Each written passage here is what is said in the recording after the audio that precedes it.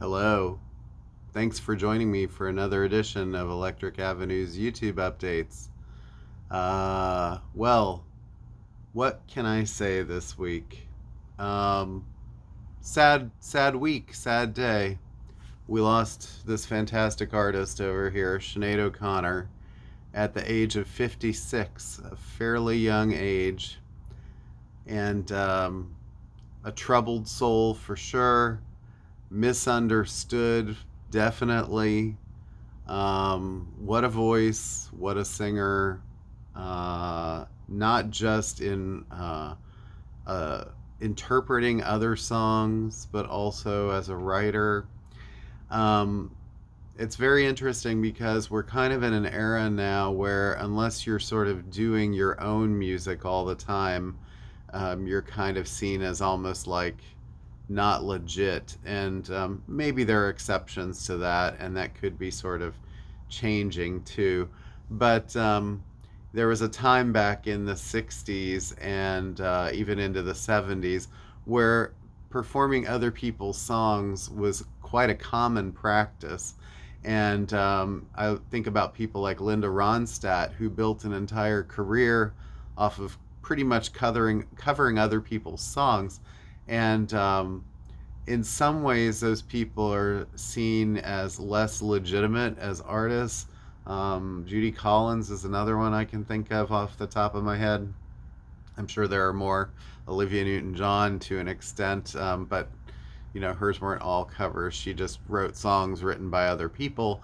But a lot of those things, in many cases, some of the interpretations were better than the originals, arguably. Even somebody like Bob Dylan, who was a great songwriter, Joni Mitchell.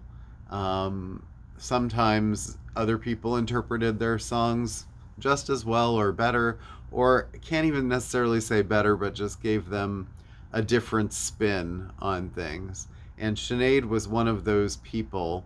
Um, she had kind of quite a range of loud to soft in her voice.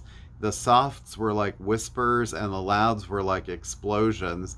And I'm sure that it tested the audio recording technology of every engineer as to what are we going to do with this voice.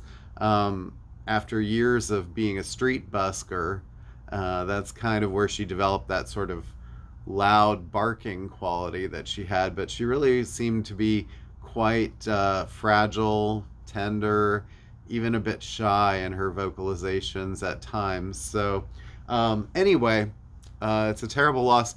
That's a greatest hits collection, but it's a good overview of her early chrysalis years, or ensign, depending on which label you're looking at and which country you're in. And it features, of course, things like Nothing Compares to You, her Prince cover that everybody knows, stuff from really the first three or so albums, and then a few odds and ends.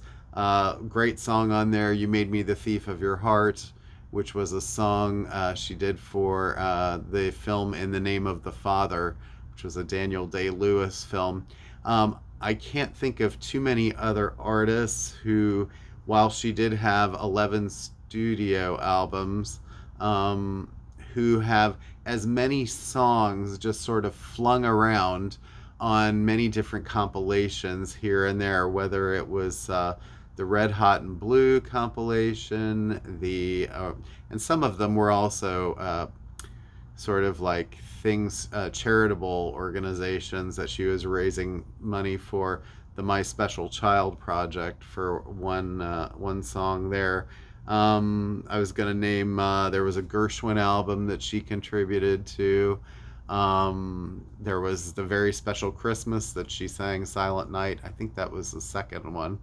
Um, and then many soundtracks, whether it was like Rugrats soundtrack, Talented Mr. Ripley, many just songs, random songs scattered around. There's quite a career of music there, and it's going to be up to somebody who's a real lover and cataloger of music to kind of collect and codify and put that stuff out again. She did 3 songs for one of Massive Attack's albums, A Hundredth Window, and I believe that album is pretty much out of print on vinyl right now, so hopefully that will get some new pressings. I think the last time I looked, it was quite expensive, but and those were great songs too. She just was one of those people that popped up everywhere, and if there was either a charity that she could be involved in, what kind of things she would do that. And I think, in a way, I know that a lot of Catholics are probably still angry about the way that she sort of ripped up the Pope's picture.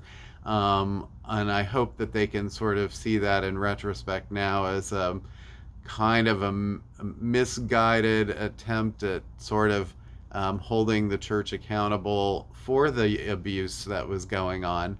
And she was an abused child too, by her own mother. We don't know to what extent. I don't know if she ever really has said. Maybe it was in the documentary. I don't remember, or the book. But I know there was some definitely emotional and some physical abuse there. Anyway, it's just sad that we lost another really great female Irish singer this week at a very young age, and she, along with Dolores O'Riordan, it's just a tragedy, and something was going on in those Irish households for those children, and it just stayed with them throughout their life. Now, also, she spoke at length about being bipolar, so obviously that comes into play as well. It's not just being an Irish woman, it's mental health. And you look at someone like Roisin Murphy, who is a great Irish singer that I love now, who seems to have it all together. So it is not just the fact that, no, we love Ireland. All right. So let me get to some new releases this week. There are a lot of things, some big things. So let me get myself together here. All right. The first new release, and this is a monster. It's Neil Young. Another Neil Young box set. This is Neil Young, the official release series discs 22, 23, 24, and 25. So this contains Freedom, Ragged Glory, Weld, and Arc. Ragged Glory and Weld are 3 LP editions. Freedom is 2 and Arc is 1. Remastered from the original analog tapes by Bernie Grunman, or at Bernie Grunman Mastering. Historically accurate artwork. Yeah, it's a mama. And big, heavy, and it should be for the price. And there is a CD edition of that as well, which is a lot more affordable. But they are CDs and smaller. All right. Next thing this week that's sort of a big thing. Jeez, these box sets in the summer. Grateful Dead at RFK Stadium. This is from 1973, Washington, D.C., June 10th. Mastered by Jeffrey Norman, produced for release by David Lemieux. 8 LP edition, limited edition of 9,000. All right, 8 LPs. Neil, you got, I think, 9. Neil's was about $200. This is in the 180 range. So, another live Grateful Dead box set, but only 9,000 made. That doesn't seem like a lot. Speaking of box sets, while I'm on them, even though this is a CD box set, I feel the need to show it. Stevie Nicks, and this is the complete studio albums and rarities. It's a 10 CD set, and includes all 8 of her classic studio albums plus 2 discs of rarities and B-sides. So that's a nice collection. I'm not sure why it's not out on vinyl. It must be coming in the future in some way, shape, or form. Um, Sometimes they like to stagger those releases. So anyway, be on the lookout for that because that will probably be coming in the future on vinyl. All right, another oh, gosh reissue. It's not a box set, but it's big. Rolling Stones 40 Licks, and this is 40 of their greatest hits, and it's on 4 LPs, made in Germany. It's basically a big greatest hits album. I mean, this has been out. I think it was out on CD about 20 years ago.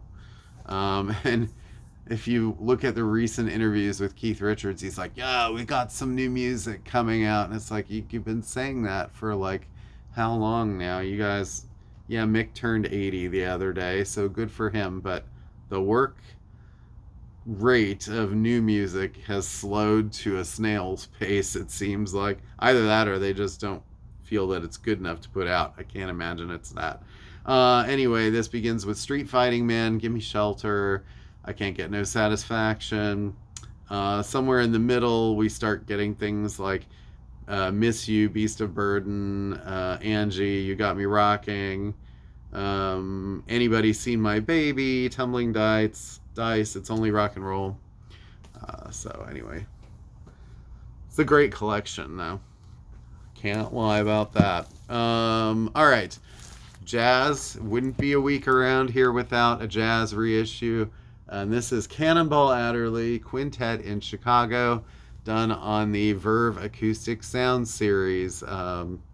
This is manufactured at quality, mastered from the original analog tapes by top mastering engineers. Wish they'd tell us who those top mastering engineers were, but they always do good work. Verve Acoustic Sounds does great work, and it's kind of hard to keep up with these, I think, because they come sort of in like drips and drabs, and Blue Note does a pretty good job of putting out 2 at a time, whether it's the Tone Poets or the classics, so you kind of know they're coming. And this label is also sort of having a little bit of that issue as the Acoustic Sounds did, and that is this new series, the original jazz classics, or the OJC series, also on Craft Recordings, mastered by Kevin Gray, or remastered. This is a Rudy Van Gelder recording. Features Jackie McLean, Art Taylor, John Coltrane, alongside Mal Waldron at his piano. And this is Mal 2. And this series has been very, very well received, as were the Acoustic Sounds and anything on Blue Note. So, good for OJC. I think they have really nice, thick jackets, and yeah, so another one for that series. Continuing with the Steely Dan reissues, Pretzel Logic. So what we're up to album, well, this is the 3rd I think that they've put out so far.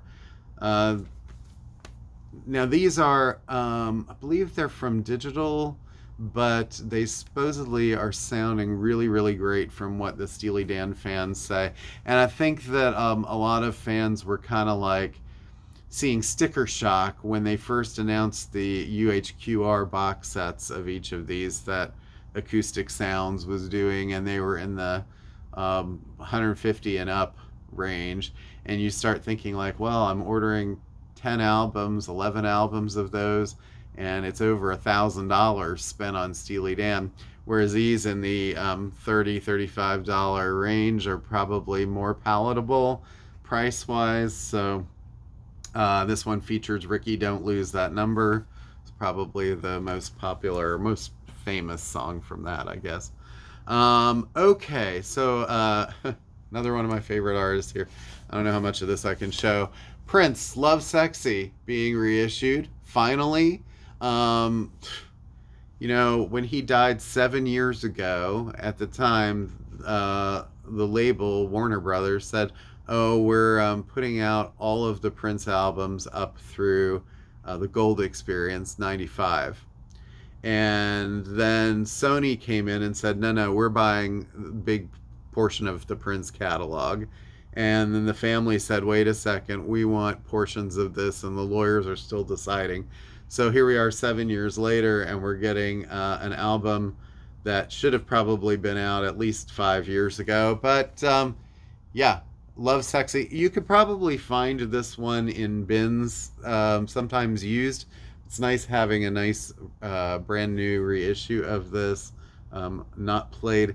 This album came out right after Sign of the Times. So like 1988, I believe. Yeah. And Alphabet Street was the big single from it. It was a top 10 hit.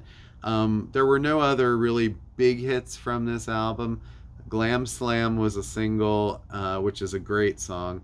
And When Two Are in Love is the ballad on side two that was actually first featured on the Black album as a sort of a bootleg track, and then it kind of ended up on here. But nothing else on here was from that project. And this also features I Wish You Heaven, which is another single from it. So actually, I really like this album. I think it's great. It's kind of like more concise than, definitely more concise than Sign of the Times. Kind of pulled together a lot of Prince's ideas at the time, kind of a pop funk, and Kat was the rapper dancer. She was featured a lot on that record. So and then this one, I have to say, I am actually very excited about. And people would be like, "You're excited about this?" I love this album. Well, love is a strong word, but I really, really, really like this album. This is Prince Come. It's pretty much the last record that he recorded for Warner Brothers. It's interesting how I've got him and Sinead here together again. She wouldn't be happy about that. I'm not so sure he would be either. Anyway, this is sort of late Warner Brothers Prince.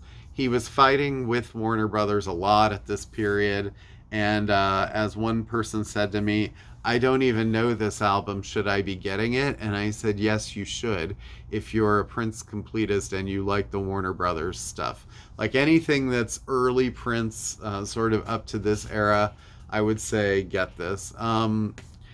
It's not his best album. It's not his most popular album. Really, what was happening at the time was he was kind of tinkering with this and the Gold Experience at the same time. And they put out Most Beautiful Girl in the World as a single, which went to #1, and that came out from his own NPG records that he'd just started, because Paisley Park was kind of going defunct at the time as a label. And then Warner Brothers was like, well, okay, but now if you want to put out Gold Experience, we kind of want to put Most Beautiful Girl in the World on there. And then he chose to re-record that, slightly different on the album. And they delayed the release of that for like a year. And then this one came out first, when it really should have been the last, because it's got Prince's birth and death dates, although the other one is the first album, Gold Experience, crediting him as the symbol as the artist when he was writing Slave on his face. He was not happy with Warner Brothers at this time. They only wanted him to release one album a year, and he's like, I've got way more than 10 songs that I can put out in a year here. And that's where a lot of these problems were coming in. Anyway, to kind of put a little nutshell cap on this album, Come was the title track. That's the first song, and it's about 11 minutes long, and it's kind of a slow funk jam. It's very suggestive. I don't know if he hadn't really been quite this raunchy in a while, and I don't know if he ever really was this much again. I mean, after this, it got pretty more kind of like calmed down, but there's a lot of like innuendo more than like, there's not a whole lot of cursing necessarily. Although, I don't know, I guess they didn't put a parental advisory on this, but that song features a lot of horn parts, really great horn arrangements, gets very jazzy, but still kind of like that slow R&B kind of. It's very like walking speed kind of song, but great funk bass lines and stuff. And then Space is more of a pop kind of song on it, sort of dreamy. There's stuff that is more slow R&B, like Race, or Let It Go is another kind of mid-tempo song that was the single from this.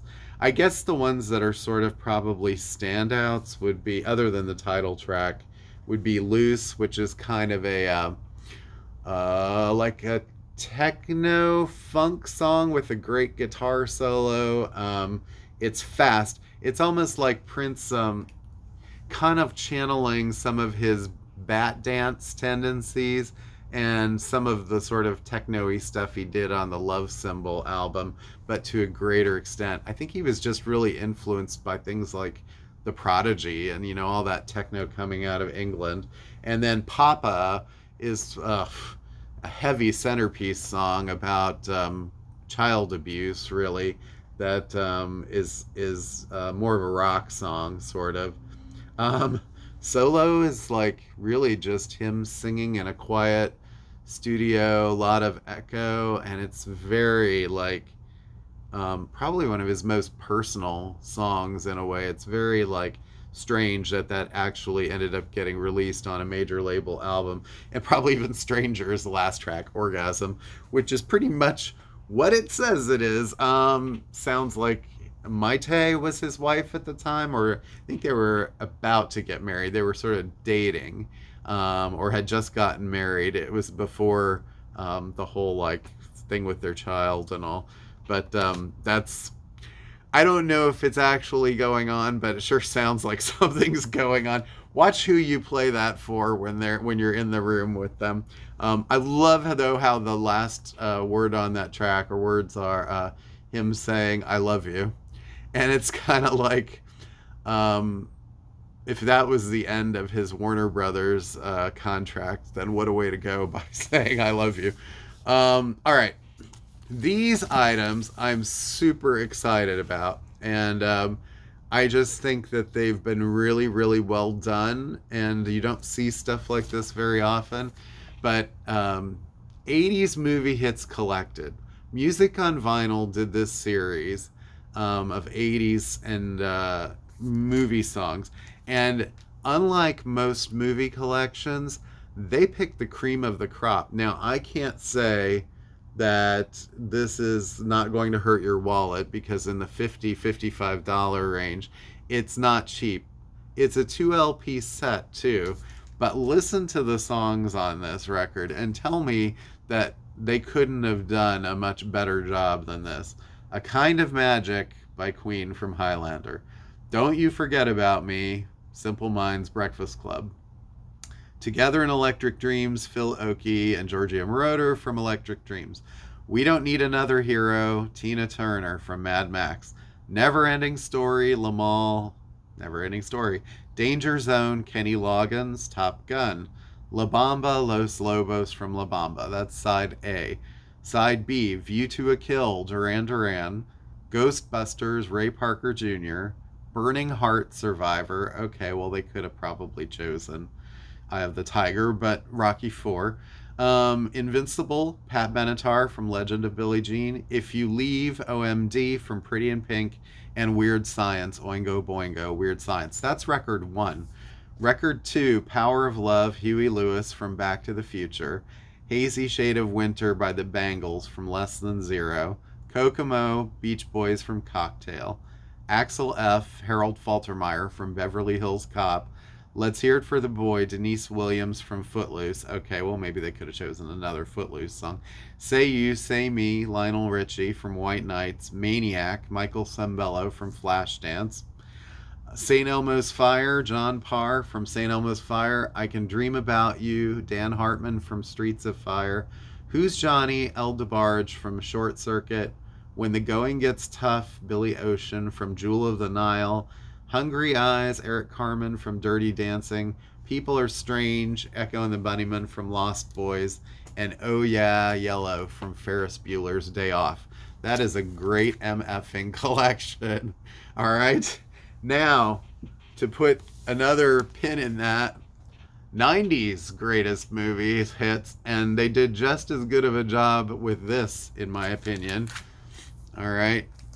Got some great packaging. This one features Hold Me, Thrill Me, Kiss Me, Kill Me from U2's Batman Forever, The Great Beyond, REM from Man in the Moon, GoldenEye, Tina Turner from GoldenEye, Can You Feel the Love Tonight, Elton John from Lion King, Try a Little Tenderness from The Commitments, Cradle of Love, Billy Idol from Adventures of Ford Fairlane, Blaze of Glory, John Bon Jovi from Young Guns 2, It Must Have Been Love, Roxette from Pretty Woman, I Can't Help Falling in Love with You, UB40 from Sliver, God Gave Rock and Roll to You, Kiss from Bill and Ted's Bogus Journey, She, Elvis Costello from Notting Hill, and Show Me Heaven, Maria McKee from Days of Thunder. That's record one. Record two, Deeper Underground from Jamiroquai from Godzilla, I Wanna Sex You Up, Color Me Bad from New Jack City, Regulate, Warren G from Above the Rim, Kiss from a Rose, Seal from Batman Forever, Till I Hear It From You, Gin Blossoms from Empire Records, and I Will Always Love You, Whitney Houston from The Bodyguard. Record side D, American Woman, Lenny Kravitz from Austin Powers, Hakuna Matata, Jimmy Cliff from The Lion King, Miss Misery, Elliott Smith from Good Will Hunting, Love Fool, The Cardigans from Romeo and Juliet, Feed My Frankenstein, Alice Cooper from Wayne's World, and Born Slippy by Underworld from Trainspotting. Pretty great collections. So I just had to read those because I feel like I see so many movie collections, soundtracks that suck. And those most certainly do not suck. All right. Onward. Ultravox Quartet. This actually, I think, technically came out last week. This is a half-speed master, deluxe anniversary edition, bonus vinyl of single edits and B-sides. That's very cool. I like the fact that they did a double of this. If you haven't heard this album and you're maybe a Beatles fan, you might want to go listen to it. It was produced by George Martin. It's one of the few non-Beatles records I know of that George Martin had a hand in. He didn't produce any other albums for this band. Maybe he was too expensive. I don't know. But it starts with the song Reap the Wild Wind, which was a great single for them. And Visions in Blue is a beautiful song that kind of is sort of similar to Vienna in a way. Their other early big mid-year hit. And We Came to Dance was another sort of hit single, I think. But none of them were like huge in the US, but pretty big in Europe and England. Okay, well, this was much publicized last year. It's finally out on vinyl and CD. Joni Mitchell at Newport. This is on crystal clear vinyl. I think that's a brick and mortar exclusive, maybe. Produced by Brandi Carlile and Joni Mitchell. Essay by Cameron Crowe. So that might be something to check out if you're interested. I mean, oh, Joni, what a story. And what a redemptive concert this was, apparently. I mean, it certainly made the news. You have a picture there of everyone sort of at that folk festival stage. Another new release, Bethany Cosentino, and this album is called Natural Disaster. She was the lead singer of Best Coast, and this is limited Dreamsicle vinyl, sort of an orange.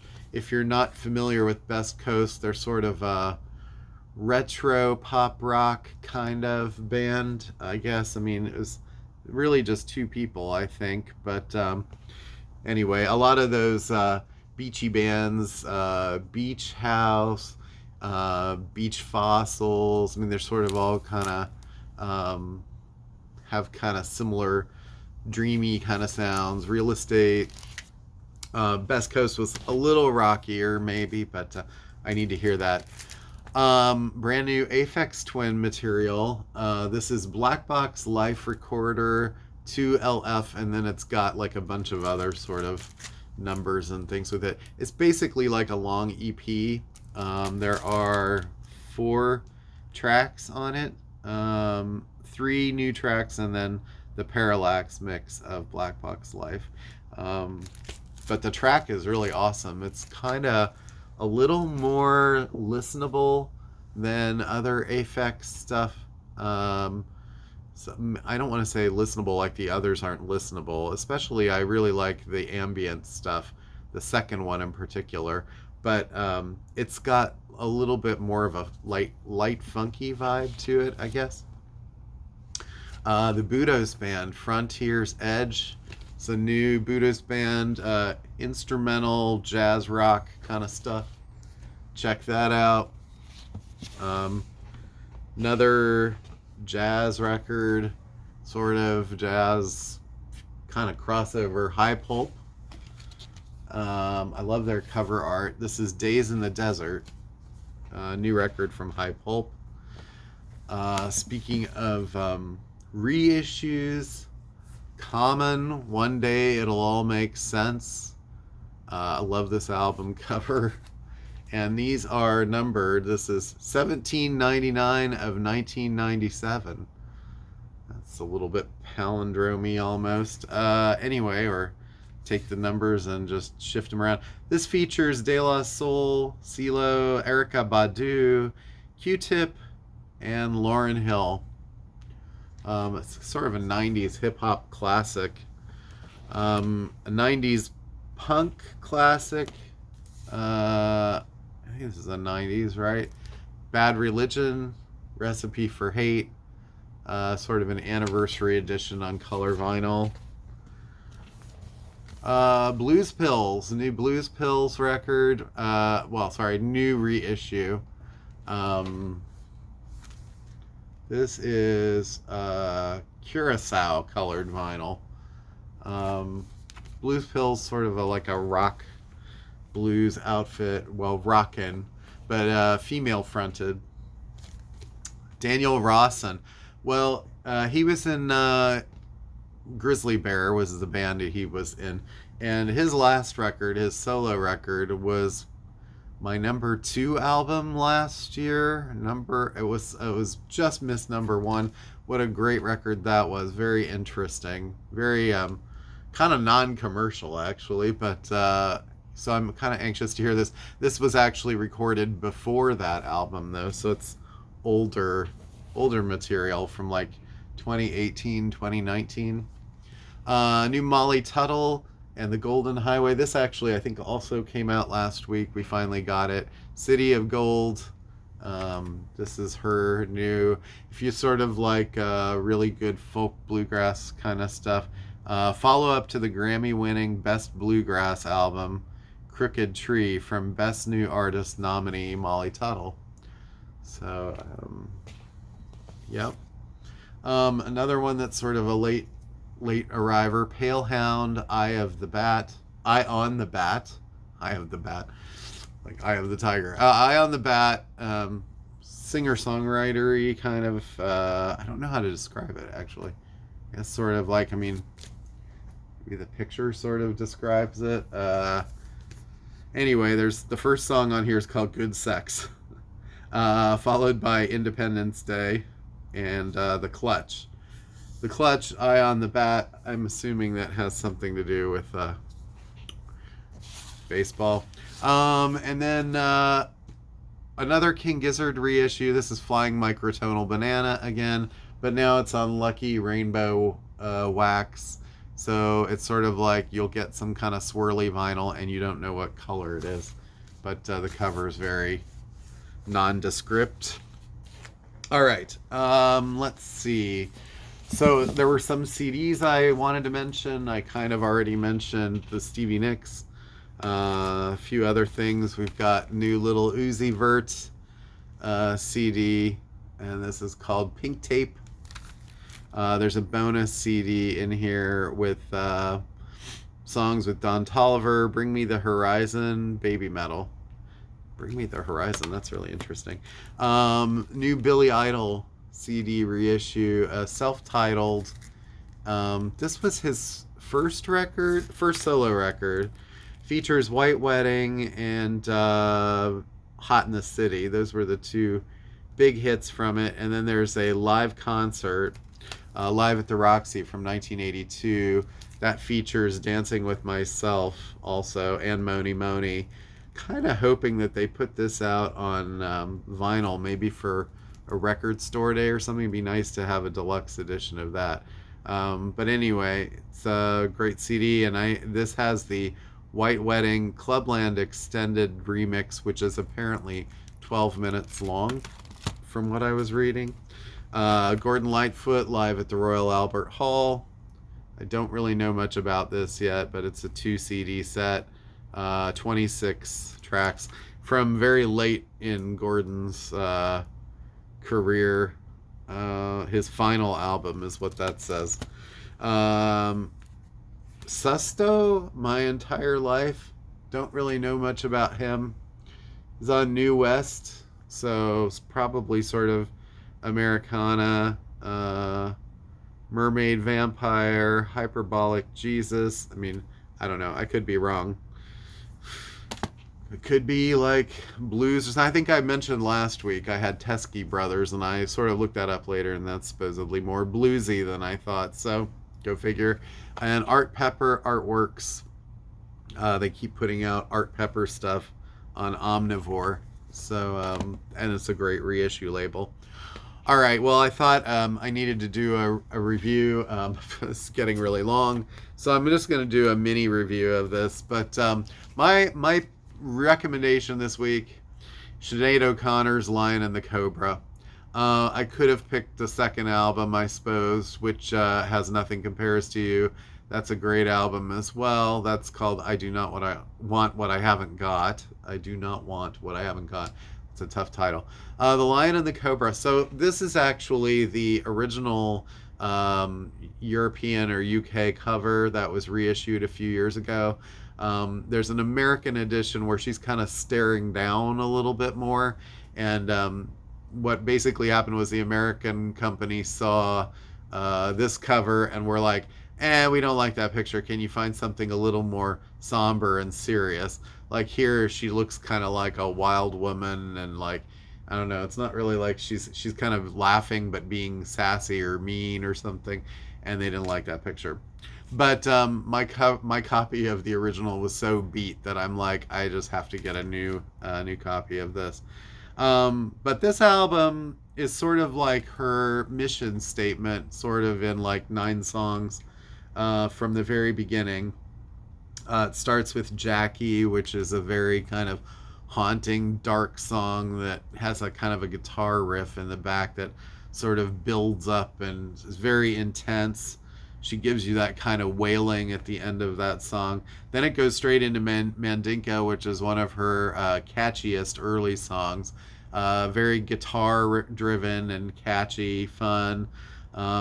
Shows like her vocal range and the ability to kind of skip between notes. And Jerusalem was a little bit like a heavier rock song. Then Just Like You Said It Would Be is more sort of like folk rocky a little bit. And then Never Get Old kind of rounds out that side.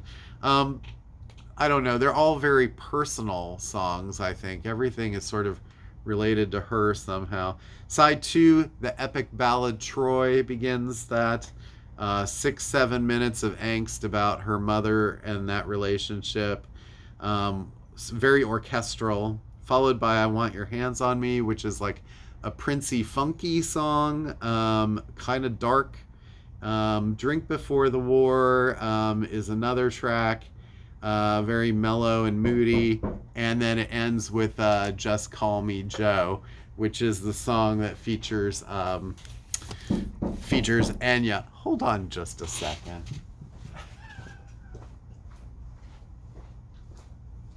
Thank you, sir. All right, have brother. A good day. Take care. You too.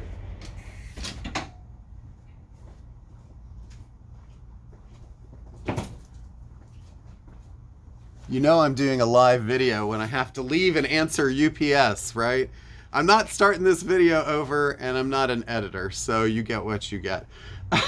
Anyway, so just to finish here, Just Call Me Joe. I feel like I just have denigrated Sinead's memory by answering the door in the middle of her in the middle of her review. But Drink Before the War is just a very dark, emotional song, and sort of about personal relationships. And then Just Call Me Joe kind of rounds things out with, yeah, Enya actually has a little bit of a background part on that. It's more, hers is more sort of almost spoken word. So when I say, oh, we lost the two major Irish women of our generation, or that generation of rock people, I kind of forget Enya, but Enya was more of a, I don't know. She got kind of lumped in as new age because her music got more sort of like pretty and classical based. So, eh, there's there's many there's more people out there and more great artists, but I definitely recommend Lion and the Cobra. I think there are other great Sinead albums. If you want, I Do Not Want What I Haven't Got, I mentioned Universal Mother, her third, well, I think it was her fourth album, because there was a cover album in there that she did with Phil Ramone, which was kind of odd. It was like her doing standards, and it was probably one of the times that a voice didn't really match the material necessarily. But there were moments in there that did, like Success Has Made a Failure of Our Home was a great single, and you could tell that that came from a place of authenticity, the way she sang that, and some of the songs she ended up doing for other comps that had those retro 40s big band kind of sounds or whatever were fine. But Universal Mother was a great album that featured Fire on Babylon. I liked Faith and Courage. That was a really great album, mostly produced by Dave Stewart of Eurythmics. And that had Hold Back the Night was the standout song on that for me, which was a cover, I guess. But Jealous was also a great song on there, and No Man's Woman was a great single. Yeah, so, and well, another favorite thing of mine of Sinead's was her She Who Dwells album, which was kind of odds and ends, demos, things like that. But it had a few great cover songs on there too. I like her version of Love Hurts by Nazareth. She also did Chiquitita by ABBA. She did a pretty good job of that. I mean, it's probably not as good as ABBA's, but you know, what is? And then also Ain't It a Shame, a B-52s cover, which was interesting. That's one of my favorite B-52s songs. It's kind of on the Lost album, Bouncing Off the Satellites, that people tend to not talk about as much, but that's a really great song that Cindy Wilson sang, and it's nice that Sinead covered that song. Anyway, there's so much to delve into with her. I could go on, and look, I'm already at 43 minutes. So thanks everyone for your time. Have a wonderful weekend, and yeah, listen to some Sinead. Definitely, if you haven't listened to Lion and the Cobra before, or you have sort of heard it, but haven't heard it in like 40 years, or, well, no, I guess it was 87 is when this came out. So what is that, 36 years? Go give it a listen, and just remember why her voice was so like alarming at first. There was a reason that she, I think she won, but she was up for Best New Artist. She seemed really shocked to win that award. And after that, she kind of got to the point where she's like, awards don't matter. I think she got so bitter by the way that the industry and people treated her when maybe her message wasn't getting across the way she wanted it to. She really ultimately was a protest singer, and she said that herself, and that's kind of what you get from most of her recorded works. Songs like Black Boys on Mopeds, that was about you know, kids being sort of like at the victims of police brutality because of the color of their skin. She did do a whole reggae album as well. I mean, she was really into all that. What a life. I mean, I don't know. She's probably in heaven running around trying to escape Prince at this point. That's an infamous story from the book. And, you know, there probably is some truth in that and a little bit of he said, she said. Yeah, I don't really know what to believe because, you know, she did have this sort of bipolar side too. So you kind of never knew what you were going to get. But that being said, I think what a fabulous, fascinating artist we lost, and she should be sort of like talked about up there with those like Amy Winehouses and Kurt Cobains and people that you know we lost to early Prince, George Michael. I mean, there I could go on Buddy Holly. I could go on Janis Joplin, Jimi Hendrix. I mean, there's so many. Jim Morrison. All right. Thank you all so much, Michael Hutchins. Have a wonderful weekend, and really appreciate your viewership. I've been hearing that more from people, so that means a lot. Pardon me while I had to answer the door. It's either that or, you know, and this was a different driver. Some drivers are very like persistent. They want you to like, they want that contact of the pass off, and others will be like, just leave it at the door. So these are the things you got to deal with when running a store. And I'm not going to start this video over when I'm 40 minutes in. So thanks so much, guys. Peace. Have a great weekend. See you next time.